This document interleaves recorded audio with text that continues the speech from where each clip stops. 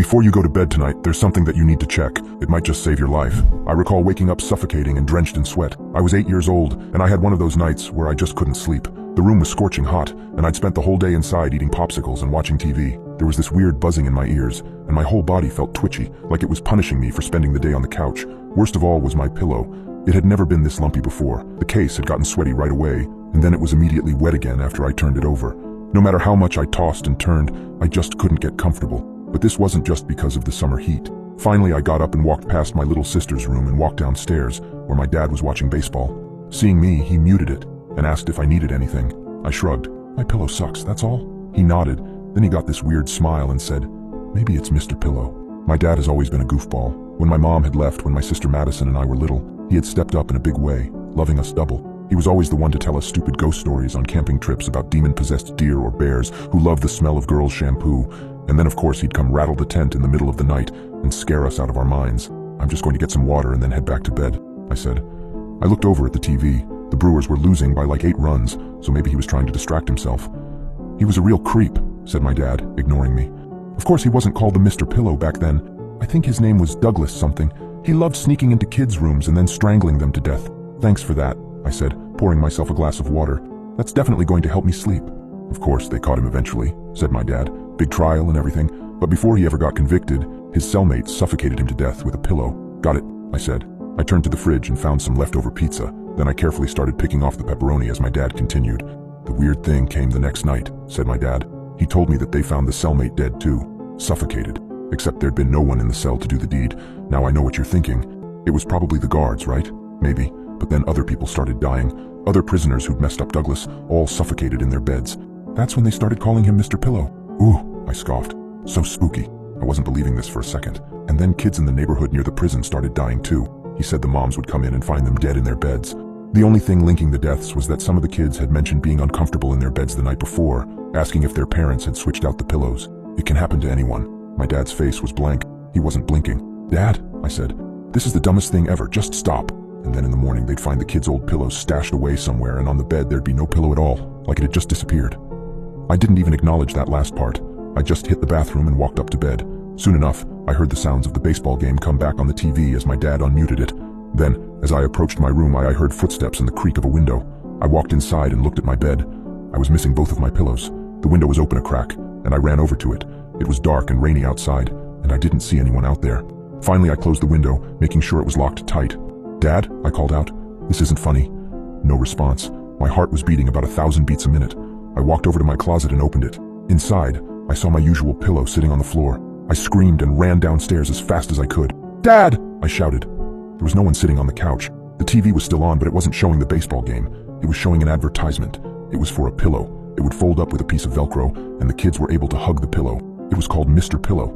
I was shaking. I didn't know what to do. When the advertisement started to finish, it cut to a distorted, dark room. Children were lying on their Mr. Pillows face down.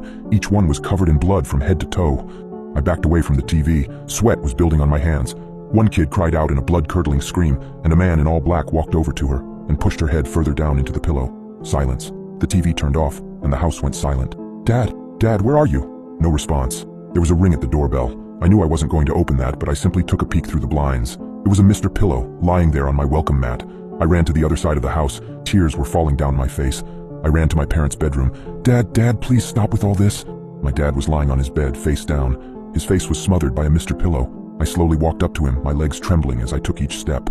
When I touched his face, he let out a deafening scream. His face came up from the blood-stained pillow, and he was missing his nose and one of his eyes. Before I could back away, he grabbed my head and forced it on the pillow. I couldn't breathe. My face was scorching hot. It felt like it was burning off. He was pushing so hard that I couldn't even get a word out.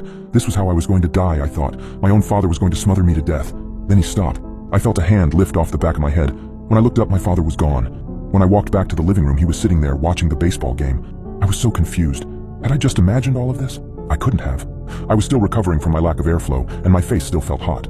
My father's head was turned away from me as he motioned his hand for me to come to him. "Come sit down, honey." I was skeptical, but I slowly followed.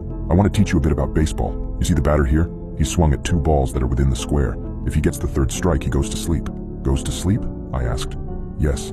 He won't wake up." The batter was missing a nose and an eye. By the time I had walked up to the couch, I saw my father's face. He still had the same horrifying, deformed face. I backed away.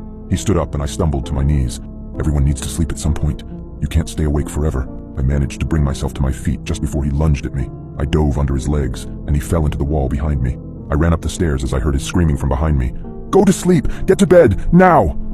I made my way to my little sister's room, who was supposed to be sleeping soundly at this point. After all the noises in the house, I wouldn't be surprised if she was awake.